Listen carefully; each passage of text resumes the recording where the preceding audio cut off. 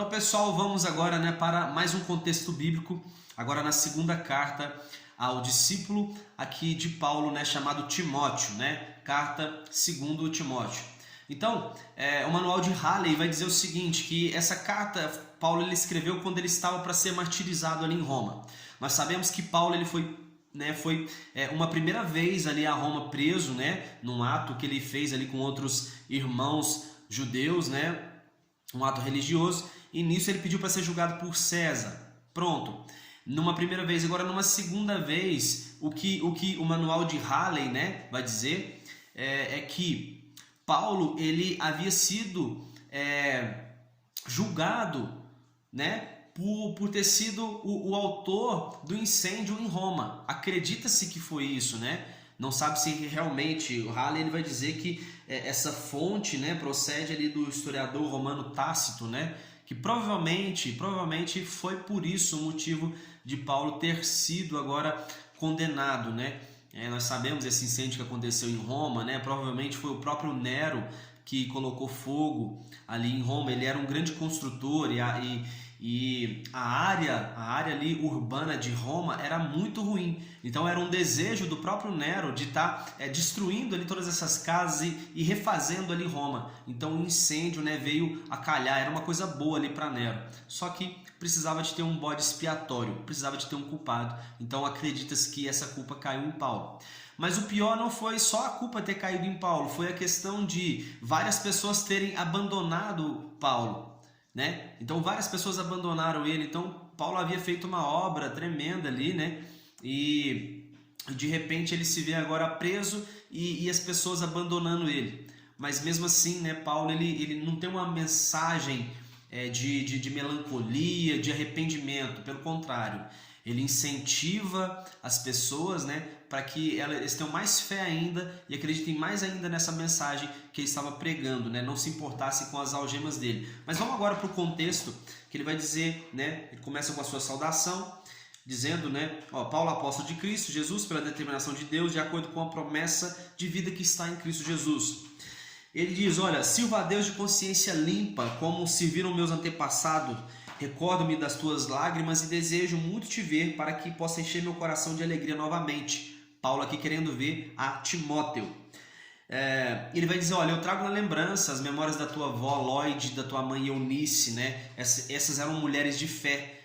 E uma mesma fé que eu vejo que há em você. Então ele vai dizer, olha, eu rogo para que você desperte o dom que há em ti. Então provavelmente Timóteo ele estava muito desanimado. Então Paulo o reanima, mostrando para ele, né, que a fé que ele tinha era dos seus antepassados, ou seja, sua avó Lloyd e sua mãe Eunice. E vai dizer, olha, Deus ele não nos deu um espírito de covardia, mas um espírito de equilíbrio, né? Não te envergonhes, Timóteo, do testemunho de Jesus, né? Nem de mim que sou prisioneiro, participa comigo dos sofrimentos do Evangelho, né?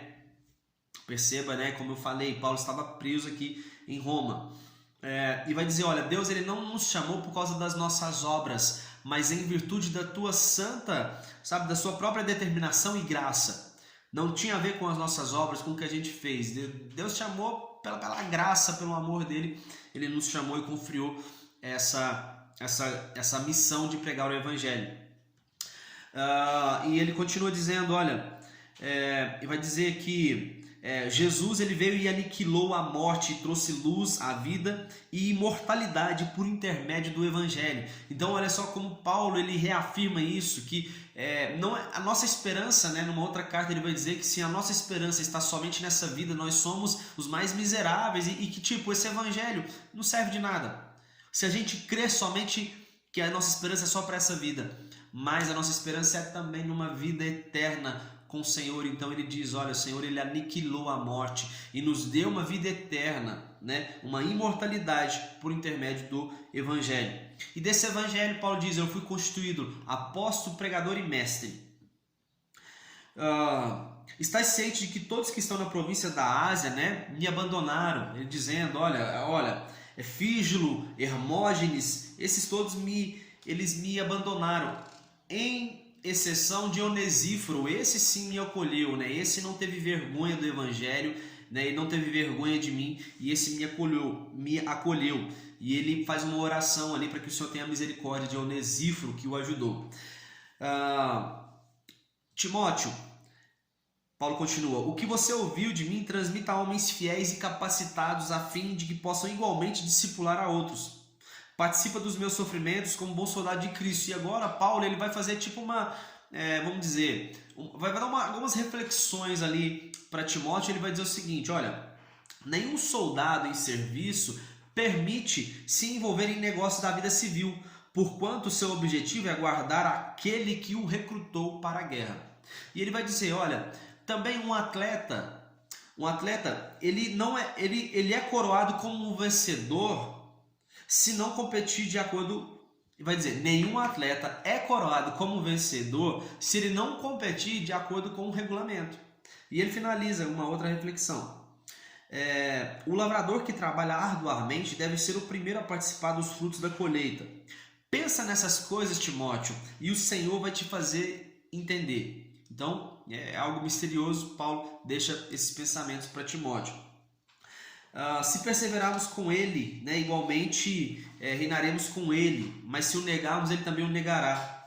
Mas se nós somos infiéis, ainda assim ele permanece fiel. Ou seja, o que a gente não pode negar? Que a gente depende do Senhor, que a gente depende dele, que o que ele fez por nós ninguém faria. Não é a gente não negar que isso que ele fez é o suficiente, sabe? Essa questão que Paulo está dizendo. Mas ele completa, porque assim, ele vai completar dizendo: se nós não permanecemos fiéis, ele permanece fiel. Porque não dá para confiar na nossa boa conduta, sabe? Na nossa forma assertiva sempre. A nossa confiança é no Senhor. Então, nós não podemos negar isso, que ele é perfeito, que tudo depende dele, certo? É isso que eu entendo aqui. Outra coisa que ele vai dizer: não se envolva acerca de teorias vazias, né? Procura se apresentar como obreiro aprovado, né? Maneja bem a palavra. Outras coisas não, maneja bem a palavra do Senhor. Ele vai dizer, né, que evitem conversas inúteis como Himeneu e Fileto. São homens aí que não sigam esses caras. Esses caras estão afins simplesmente de corromper a fé de vocês. Se alguém se purificar dos pecados, será como um vaso de honra. Rejeite as questões improdutivas, né, sabendo que geram discussões que simplesmente não levam a nada. Outra coisa que ele vai dizer: olha, ele vai falar sobre os últimos dias, né, que vão sobrevir tempos terríveis. Os homens amarão a si mesmos, né, serão ainda mais gananciosos, arrogantes, blasfemos, desrespeitosos aos pais, ingratos, ímpios, sem amor, incapazes de perdoar. Esses, quando ouvirem as escrituras, vão sentir coceiras no ouvido. Eles vão procurar agora mestre que ensinam aquilo que eles querem. Então já é uma profecia aqui dada em 2 Timóteo, uma profecia para tempos que nós estamos vivendo, tempos que ainda hão de vir de uma forma mais forte ainda, né? De pessoas que vão procurar mestres que ensinam aquilo que elas querem ouvir. E os homens a cada dia mais vão estar mais corrompidos. Tem pessoas que elas estão sempre... Vai ter no fim dos tempos, pessoas que estão sempre aprendendo, mas jamais conseguem chegar ao conhecimento da verdade. Eles são a semelhança de James e Jambres, que James e Jambres são aqueles dois mágicos ali, egípcios, né?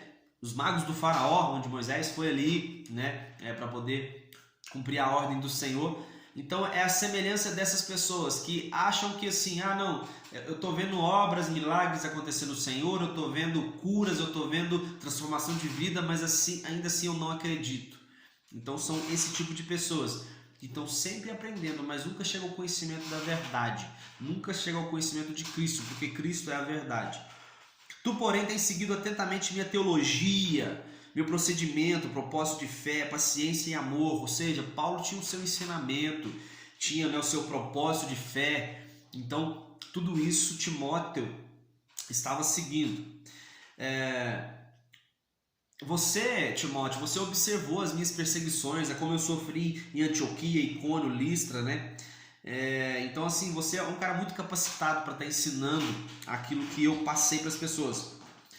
Permanece, Timóteo, naquilo que eu te ensinei. E ele vai dizer agora, né, uma das frases mais bem conhecidas aqui da carta 2 Timóteo, que vai dizer que toda a escritura ela é inspirada por Deus e proveitosa para ensino, né, para ministrar a verdade, para corrigir erros, né, e para ensinar a maneira certa de viver. Toda a escritura é inspirada por Deus.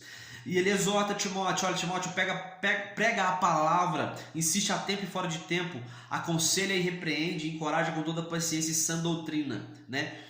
E aí ele fala, né, que vai chegar um tempo que não suportarão a sã doutrina. Seja equilibrado, faça a obra de um evangelista e cumpra o seu ministério, né? O momento da minha partida se aproxima, Paulo dizendo aqui para Timóteo, né?